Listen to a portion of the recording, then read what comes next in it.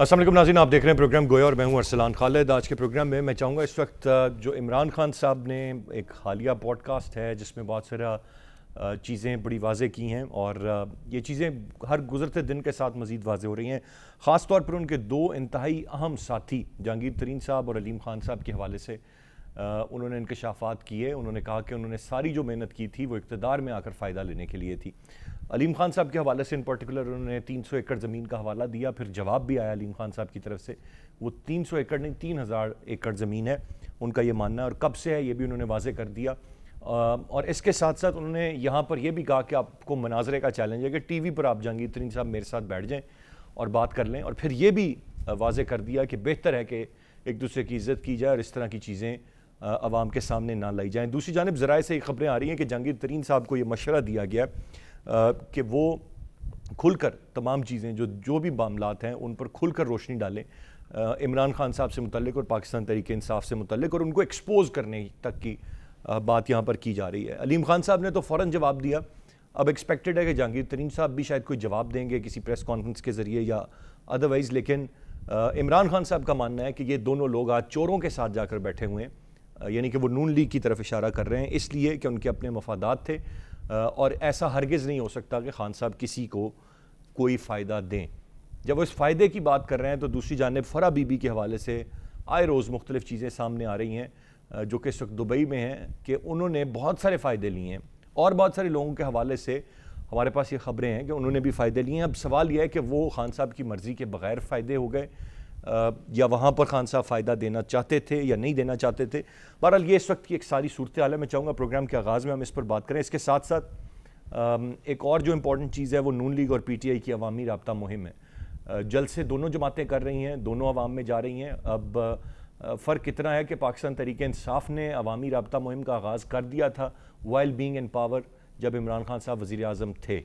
PMLN जो कि इस वक्त उनके वज़ीर आज़म शहबाज शरीफ साहब हैं और उनकी जमात इक़्तिदार में है, लीड कर रही है इक़्तिदार को, वो भी अवामी राब्ता मुहिम की तरफ जा रहे हैं। और शेख रशीद साहब वार्न कर रहे हैं कि 21 मई से पहले इंतखाबात का 31 मई से पहले इंतखाबात का ऐलान कर दिया जाए, नहीं तो सूरत हाल ठीक नहीं रहेगी। और ये तमाम तब प्रेशर है, और ख़ान साहब भी अब कन्विंस्ड हैं कि पावर में तब ही आएंगे जब उनके पास पूरी मेजॉरिटी होगी, अदरवाइज़ वो पावर में नहीं आना चाहते, और फिर वो कारोबारी लोगों को भी टिकट ना देने की बातें कर रहे हैं। So this is what he is learn. मैं चाहूँगा तफसील से सारे मामले पर हम बात करें। गेस्ट पार्टिसिपेंट्स का तारुफ कराता चलूँ। प्रोग्राम में हमें ज्वाइन करें आमिर इलियास राना साहब, सीनियर सहाफ़ी हैं, सीनियर तज्ज़ियाकार हैं, बहुत शुक्रिया सर आपके वक्त का। इमरान याकूब साहब हमें ज्वाइन कर रहे हैं प्रोग्राम में, आप भी सीनियर सहाफ़ी, सीनियर एंकर पर्सन, तज्ज़ियाकार हैं। ब्रिगेडियर रिटायर्ड साद मोहम्मद साहब हमारे साथ हैं जो कि सीनियर तज्ज़ियाकार हैं। राना साहब, गुफ्तगू का आगाज़ मैं आपसे करूँगा।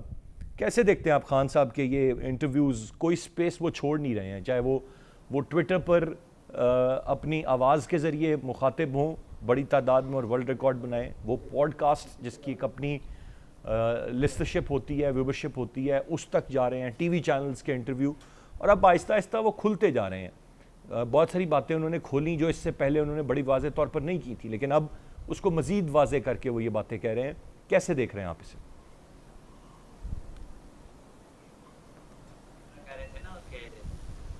इमरान खान साहब किसी को दे सकते हैं और ये चाहते थे अलीम खान वो अपना बदला चाहते।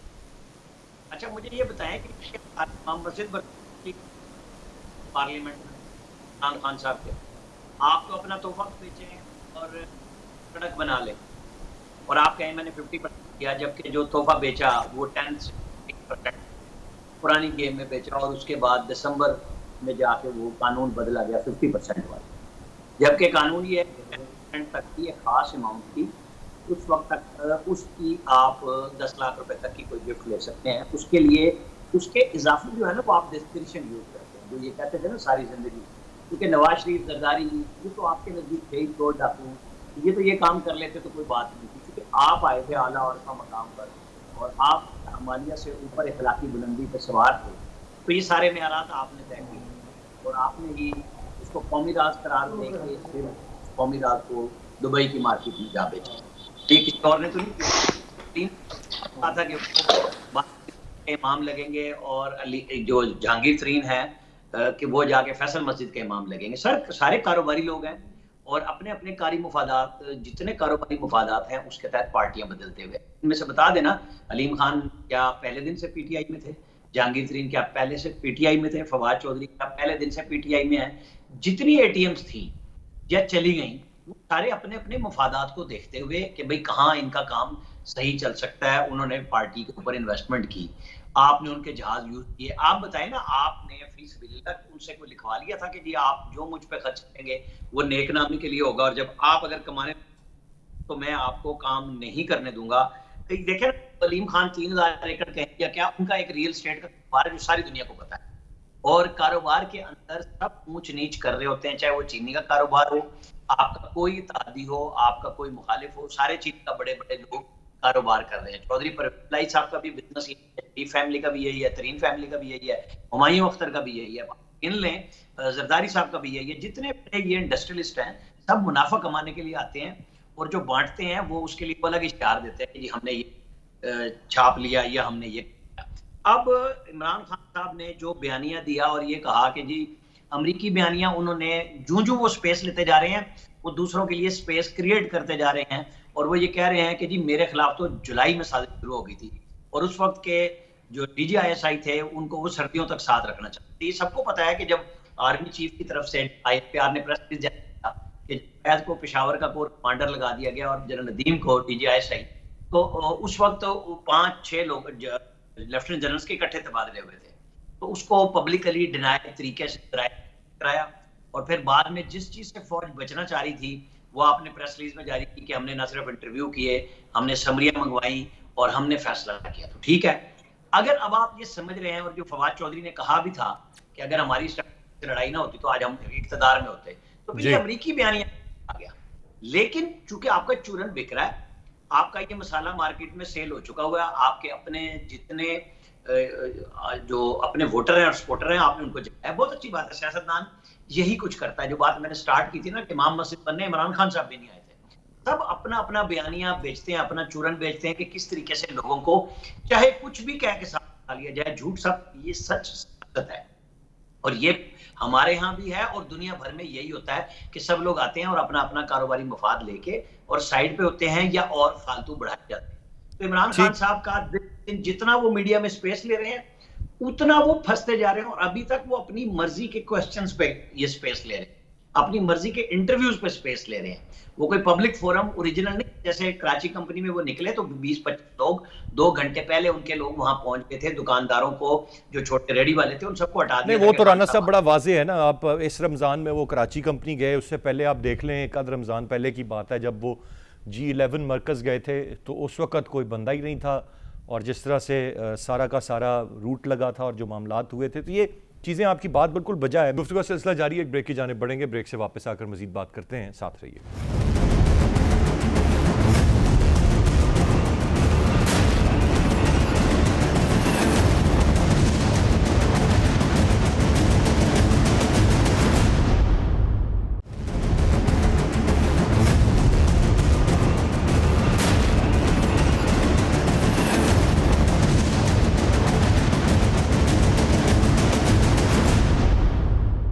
Welcome back. मैं इमरान याकूब साहब की जानिब बढ़ूंगा। इमरान साहब, मर्ज़ी के इंटरव्यूज़ हैं, मर्ज़ी के सवालात हैं, उससे हट के तो कोई सवाल ही नहीं है। ये कब तक ये मामला ऐसे चल सकता है? लेकिन as a matter of fact एक बड़ी तादाद की सपोर्ट खान साहब को है, और बहुत सारे लोग जिनकी सपोर्ट शायद हट भी गई थी while being him in power, वो लोग भी वापस खान साहब की तरफ आए हैं। तो इख्तलाफ किया जाए या इत्तफाक किया जाए, लेकिन उनका बयानिया एक ख़ास तबके के लिए बिक तो रहा है। सर बिस्मिल्लाहिर्रहमानिर्रहीम। देखिए अरसलान, ये जो अभी हमारे भाई हैं, दोस्त हैं आमिर इलियास राना साहब, उन्होंने बड़ा डिटेल में ये सारी चीज़ें डिस्कस की हैं। लेकिन मसला ये है कि जो चीज़ें आपने पूछी, जो आपका सवाल है, मेरे नज़दीक इसमें 2-3 चीज़ें बड़ी अहम हैं। पहली बात तो ये है कि इसमें कोई शक नहीं कि इमरान खान साहब जो हैं उनका बयानिया बिक रहा है, और बहुत सारे लोग जो उनसे दूर चले गए थे वो शायद दोबारा उनकी तरफ मुतवज्जो हुए हैं।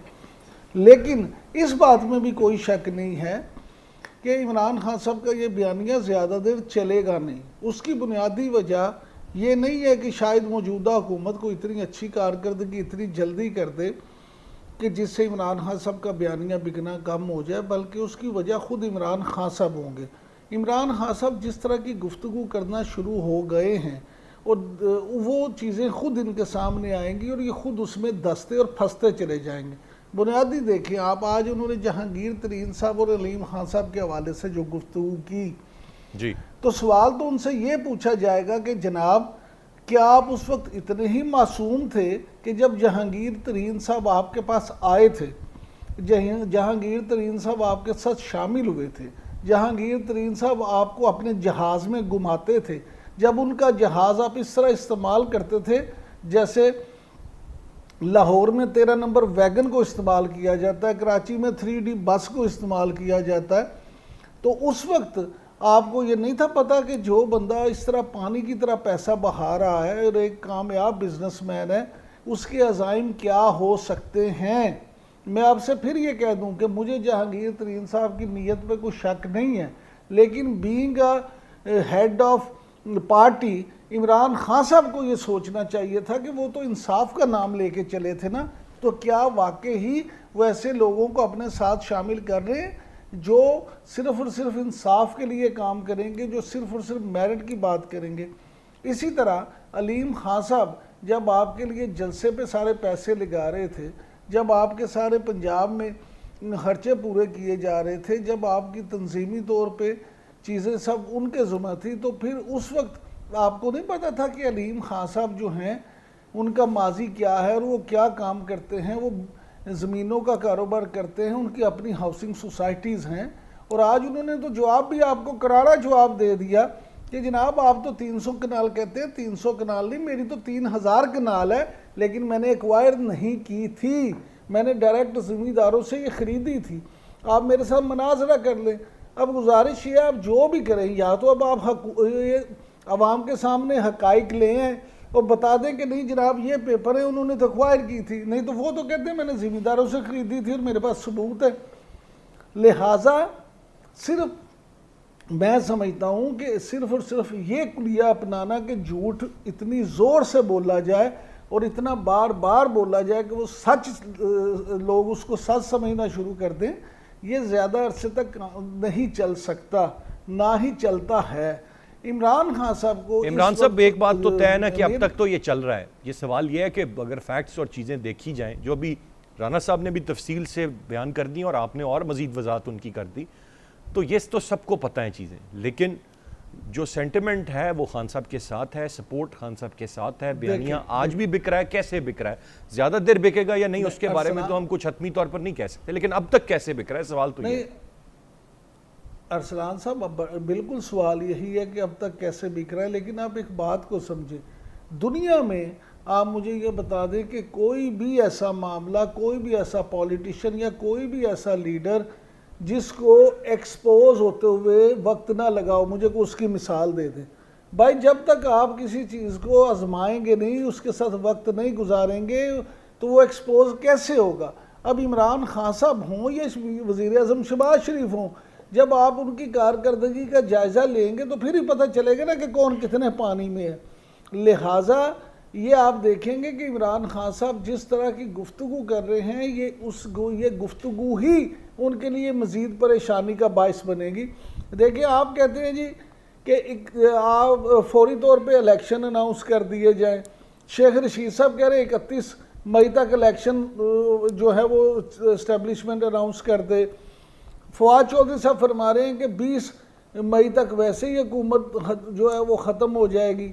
भाई बात ये है कि अगर ये सब कुछ इतनी ही जल्दी होना था तो आप क्या समझते हैं ये सारा खेल इसीलिए रचाया गया था कि ये सब। ठीक है इमरान साहब, पॉइंट आ गया आपका। मैं जरा ब्रिगेड साहब की जाने बढ़ूंगा, प्लेट में रख के दे दिया जाए। बिल्कुल डेफिनेटली नहीं था ये, मैं ब्रिगेड साहब की जाने बढ़ूंगा। ब्रिगेड साहब ये जो बात है, जो अब खान साहब बात कह रहे हैं और जो बड़ी तफसील से सारी बात आ गई, अब आपकी भी राय इस पर चाहूँगा। क्या खान साहब ये एक हकीकत नहीं है कि पाकिस्तान तहरीक-ए-इंसाफ में वही लोग अहम ओहदों पर आ रहे थे जमात के हिसाब से, या खान साहब के लेफ़्ट राइट थे या करीब थे, जिनके पास जितना सरमाया था? क्या ये बात कोई नहीं समझ सकता ये कि क्या अलीम खान साहब करीबी नहीं रहे, जहांगीर तरीन साहब करीबी तरीन नहीं रहे? क्या वो शॉट्स नहीं कॉल कर रहे थे तो खान साहब को पता था जो पैसा लगा रहा है वो पार्टी में करीब है। अब जो खान साहब आज नैरेटिव दे रहे हैं, इसमें कितनी आप समझते हैं इसमें कितना वजन है? देखें, ये एक बात जो इमरान खान साहब के इक़्तिदार के जाने के बाद और ये जब चीज़ें सामने आ रही हैं, एक चीज़ तो वाज़ेह हो गई है कि ये तमाम पॉलिटिकल पार्टीज जो हैं ये एक ही तालाब में है कि मछलियां हैं, इनमें कोई फ़र्क नहीं है। जितने इनमें लूट मार करने वाले हैं, इस तरह बाकी पार्टियों में भी लूट मार करने वाले हैं। इसमें भी मफाद परस्त लोग हैं, वहाँ पर भी मफाद परस्त लोग हैं। यहाँ पर कोई आइडियोलॉजिकल पार्टी अभी इस वक्त मुझे पाकिस्तान में नज़र नहीं है। आप ये देख लें कि पाकिस्तान की तारीख में ये बात रही है कि जब भी कोई इस किस्म की इक़्तिदार में आता है, आप देख लें अयूब खान के साथ ये तमाम जितने भी मफाद परस्त लोग थे 1962 के बाद वो सारे इनके इर्द गिर्द आ गए और अयूब खान का उन्होंने जो काम किया भी था उसका भी जो है वो मामला जो है वो ख़त्म कर दिया। जुल्फ़िकार अली भुट्टो को आप देख लें, अगर आप 1967 30 नवंबर 1967 की उनकी तस्वीर देखें और उसमें वो देखें जो आइडियोलॉजिकल उनके पार्टी जिन लोगों ने बुनियाद रखी और बानी अरकान में से थे, 74-75 में तकरीबन सारे खत्म हो गए थे और वही मफाद परस्त टोला जो सियासत करता है वो भुट्टो साहब के इर्द गिर्द आ गया था।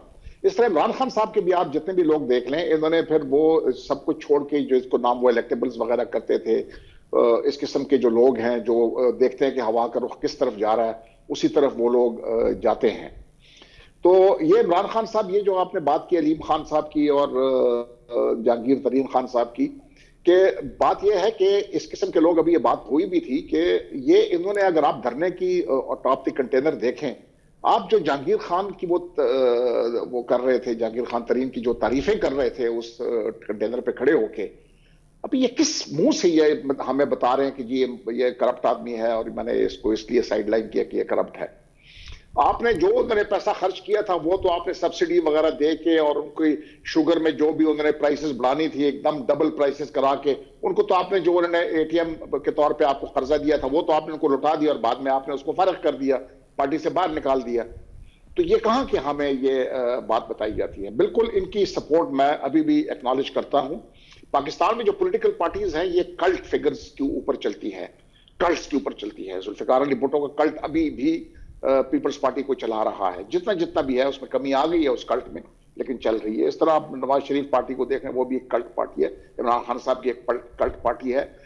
वो इन कल्ट फिगर्स जो होते हैं ना, कल्ट्स को अगर आप देखें तो उनको उसमें वो जो है ऐसे खूबियां डाल देते हैं जैसे दे आर इनफेलेबल, अंग्रेजी में जैसे कहते हैं ना इनफेलेबल है, ये कोई गलत काम कर नहीं सकते हैं, हम इनको डेमीगॉड्स बना देते हैं और वो फिर हम समझते हैं कि ये कोई गलती कर नहीं सकते और उसकी हर गलत चीज को भी डिफेंड करने के लिए वो तैयार होंगे। और ये नहीं कि इंसान है उसमें कुछ खूबियां हैं उसमें कुछ खामियां हैं, तो आप एक एजुकेटेड डिस्कशन कर सकते हैं कि जी इमरान खान साहब की ये खूबियां हैं, ये उनकी खामियां हैं, लेकिन ये करने के लिए कोई तैयार नहीं है। अभी इसमें जो आप उन्होंने ये गैरत की गोली लोगों को खिलाई है, ये मैटर करती है उस सेगमेंट ऑफ सोसाइटी में जो मिडिल क्लास है, अपर मिडिल क्लास है और अपर क्लास है। इसमें अभी ये बहुत ताकतवर क्लास है, ये बहुत इफेक्टिव क्लास है, ये ट्विटर पे भी है, ये फेसबुक पे भी है, ये इस किस्म की तमाम चीजों में पता उस वक्त चलेगा। मुझे नहीं पता कि इस वक्त बाकी जो लोअर मिडिल क्लास है, वो जो रूरल कंट्री साइड है, उसके अंदर इनका ये चूरन बिकता है कि ये नहीं बिकता। मुझे नहीं लगता कि वो इस किस्म की बातों से मुतासिर है कि अमेरिका में साजिश हुई और वो जो है यहाँ पर उसके असरात आए और मेरी हुकूमत को जो है वो खत्म कर दिया गया है। इनके इंटरव्यूज इतने कॉन्ट्रडिक्टरी हैं, इनकी पूरी लाइफ इतनी कॉन्ट्रडिक्टरी है कि आप अंदाजा नहीं कर सकते। लेकिन वो जो मैंने बताया कल्ट फॉलोअर्स को वो नजर नहीं आते हैं, वो इनकी जो यू टर्न्स हैं जो या उनका वो कर। अभी लेटेस्ट आप ले लें, पहले मैं कहता हूं कि जी मार्च में मुझे पता चला कि ये साजिश हो रही है, वो खत्म है, हमारे सामने लहरा रहे थे, और अभी कहते हैं कि जी मुझे जुलाई से पता था और मैं DGISI को इस्तेमाल करना चाहता था कि वो इस किस्म की चीज को फेल कर दें। भाई ISI एक प्रीमियर इंटेलिजेंस एजेंसी है, उसका काम ये नहीं है कि आपके इख्तिदार को बचा के रखे, इख्तिदार आप मैं गेट साहब इस पर आऊंगा जी। गुफ्तगू का सिलसिला जारी है, एक ब्रेक की जाने बढ़ेंगे, ब्रेक से वापस आकर मजीद बात करते हैं, साथ रहिए।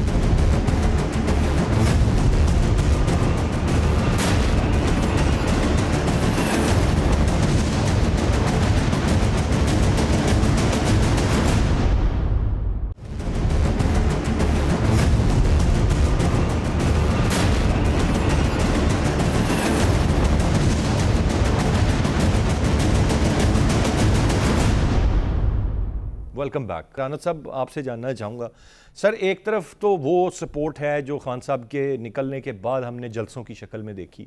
अभी जो बात ब्रिगेड साहब कह रहे थे, आपको लगता है कि ये सिर्फ जलसों या ट्विटर सोशल मीडिया की हद तक है, या ये ट्रांसफॉर्म होगा वोट बैंक में? और मेरे ख्याल से इस पर तो हम सभी एग्री करेंगे कि नो डाउट इक़्तिदार से फ़ौरन निकलने के बाद इतने बड़े जलसे इतने तसलसल के साथ कर देना, इट्स नॉट ईजी। पीडीएम की जमातें मिलके नहीं मीनार पाकिस्तान पे कुछ कर पाई थी, तो एक सपोर्ट तो डेफिनेटली मौजूद है। वो ट्रांसफॉर्म होगी क्या वोट की शक्ल में भी? देखिए, मैं आपको बताऊं, इमरान खान साहब की पब्लिक सपोर्ट को अगर कोई ये कहे कि नहीं है तो वो गलत बात कर रहा होगा, वो हकायक से नजरें चुरा रहा होगा। इमरान खान साहब के साथ जो सपोर्ट बनी है ना, वो उनके अपने उस गुमशुदा वोटर की बनी है, उस वोटर की बनी है जिसके पास इनकी बैड गवर्नेंस और जो तोहफा उन्होंने पंजाब में बुजदार की सूरत में दिया था, कोई जवाब नहीं था। घरों में दुबक के बैठ गए थे, महंगाई से तंग थे, आम आदमी गरीब आदमी ताने देता था, पूछता था, तो उनके पास कोई जवाब नहीं था। हाँ, उनको ये बयान जो अमेरिका वाला बनाया, पब्लिक में उन्होंने ये सौदा बेचा, बिल्कुल वो बिक भी रहा है। लेकिन आज आपको मैं एक बताऊं कि मियाँ वाली में जो इस वक्त जलसा शुरू हो चुका हुआ है, वहां इमरान खान साहब के उस ग्राउंड में 5000 कुर्सी, और इतनी ही कुर्सी फतेह जंग में मरियम नवाज के लिए लगी। पीएमएलएन पहली दफा बराह रास्त अब दोबारा जब से इख्तिदार में आई है, जलसों में आई है, और मरियम नवाज उस जलसे के लिए आई। तो कुर्सियां दोनों की एक जैसी लगी हैं। तादाद के ऊपर हम जब जलसा फाइनल होगा, हम फिर बहस भी कर लेंगे किसी और प्रोग्राम में, बात भी पता चल जाएगी कि हाँ जी, कितने लोग उस छोटी देहाती जगह पे फतेह जंग में आते हैं, और मियाँ वाली जहाँ पे पूरे पंजाब का आधा बजट और आधा बजट तौसा शरीफ में लगाया, उसके बदले में कितने लोग वहां पे आए। दोनों ने कुर्सियों में गैप दिया हुआ है, फासले मौजूद है, खाली कुर्सियों की इमेज सब ने अपनी अपनी वीडियोस में जारी। ये असल बात होगी, इलेक्शन कब होगा और उसका माहौल क्या होगा, क्योंकि इमरान खान साहब का 2018 का जो इलेक्शन है वो बिल्कुल मैनेज था, फैसिलिटेशन से भरपूर था। नैब के ये जो मौजूदा चेयरमैन है ना कि हम चेहरे नहीं देखते, इन्होंने चेहरे देख देख के नाम के सामने प्रेस रिलीजें जारी की, उनकी वफादारियां तब्दील कराने में इनकी प्रेस रिलीज का पहला काम था, फिर टेलीफोन का काम था, और फिर पोलिंग एजेंट्स के साथ जो उस वक्त आरटीएस में सब कुछ हुआ, वो कुछ छुपा हुआ नहीं है, वो सारी दुनिया जानती है।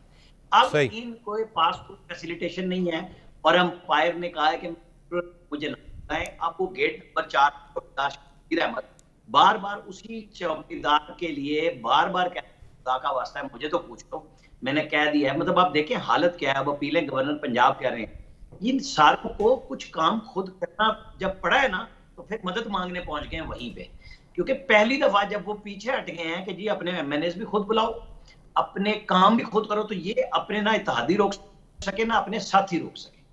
अब इस बयानिया के सिर पे जब इलेक्शन होगा हम देखेंगे, क्योंकि इलेक्शन की गेम बिल्कुल और होती है, ट्विटर की गेम बिल्कुल और होती है, और जिसके अंदर ओवरसीज पाकिस्तानी की एक ओवरवेलमिंग मेजॉरिटी मौजूद है कि उसको सपोर्ट, बिल्कुल इमरान खान साहब की उसमें सपोर्ट मौजूद है, लेकिन ग्राउंड की मेरा ख्याल मुख्तलिफ होगी, और अभी उसका इंतजार करना पड़ेगा कि सच किस तरह निकलेगा जब इलेक्शन अनाउंस होगा। कि ये जो हुकूमत अब आई है, इनका सऊदी अरब, यूएई, चाइना, अमेरिका, IMF के साथ एग्रीमेंट, ठीक है राना साहब, पॉइंट आ गया। मैं ज़रा इमरान भाई की जाने पढ़ूंगा। इमरान साहब, खान साहब जब जलसे उन्होंने शुरू किए हैं फ़ौरन, वो पहले से ही राब्ता मुहिम उनकी जारी थी, लेकिन इक़्तिदार से निकलने के बाद उन्होंने फ़ौरन जलसे करना शुरू कर दिए। तो बहुत से लोग ये ख्याल ज़ाहिर कर रहे थे कि इट्स टू अर्ली, क्योंकि इलेक्शन तो अपने वक्त पे ही होंगे और खान साहब एग्जॉस्ट हो जाएंगे, पाकिस्तान तहरीक इंसाफ उनका सपोर्टर एग्जॉस्ट हो जाएगा बाय द टाइम अगले साल इलेक्शन में जाया जाएगा। लेकिन हम देख रहे हैं कि PTI भी वही कर रही है। अब आप समझते हैं ये काउंटर करने के लिए है कि खान साहब जो अवामी राब्ता मुहिम कर रहे हैं, या जो चीज़ें अपीयर हो रही हैं कि जी बड़ी तादाद है, सपोर्ट है, तो ये काउंटर करने के लिए नून लीग भी राब्ता मुहिम की तरफ गई? देखिए, सियासी जमातें जो हैं, अगर आप थोड़ा सा अब देखें पीछे को 3-4 महीने से मुल्क में अमलन जो है ना इंतखाबी अमल शुरू हो चुका है, और तमाम सियासी जमातों ने अपने अपने वोटर को मुतहर्रिक करने के लिए, अपने अपने वोटर को अपने साथ नथी करने के लिए काम शुरू कर दिया। और अगर आप देखें, बिलावल भुट्टो जरदारी ने जो लॉन्ग मार्च किया था पीपल्स पार्टी का अलग से PDM से हट के, उसकी बुनियादी वजह भी यही थी कि वो अपने वोटर को मोबिलाइज करना चाहते थे। अब PTI जो है वो तो इस वक्त पूरी तरह से मैदान में है, उन्होंने पूरी अपनी एक कैंपेन का ऐलान कर दिया। तो मुस्लिम लीग नून जो है वो कैसे पीछे रह सकती थी। मुस्लिम लीग नून का ये अच्छा फैसला है और मैं समझता हूँ कि इससे उनका वोटर जो है वो भी चार्ज होगा, उनका वोटर जो है वो भी बाहर आएगा और उनका वोटर भी ये इस बात पे समझेगा कि वैसे तो आप एक चीज़ समझ लें कि मुस्लिम लीग नून के और पीटीआई के वोटर में बड़ा फ़र्क है। पीटीआई का वोटर जो है इमरान खान साहब का जो चाहने वाला है वो अपने पैसे खर्च के बगैर किसी सरकारी या वडेरे की गाड़ी के खुद भी जलसे में आ जाता है। उसको वो पता है कि वहाँ एक फेस्टिवल है, वो इमरान खान साहब को देखना चाहता है, इमरान खान साहब को सुनना चाहता है और वो इमरान खान साहब के जलसे में शामिल होना चाहता है। लेकिन मुस्लिम लीग नून का जो वोटर है उनका वोटर लोअर मिडिल क्लास से और उस क्लास से ज़्यादा ताल्लुक़ रखता है या बिज़नेस कम्युनिटी से, जो चूड़ी खाने वाले मजनू हैं, जो कुर्बानी देने वाले मजनू नहीं हैं। वो ना तो सड़कों पर जाके धक्के खा सकते हैं, ना ही वो इस तरह की कुर्बानियाँ दे सकते हैं। वो वोट जब होगा वोटिंग वाले दिन तो जाके वोट दे सकते हैं, अदरवाइज़ वो इस तरह के मामलात में उस तरह से एक्टिव नहीं हैं। दोनों पार्टियों के वोटर के मिजाज को भी समझना पड़ेगा।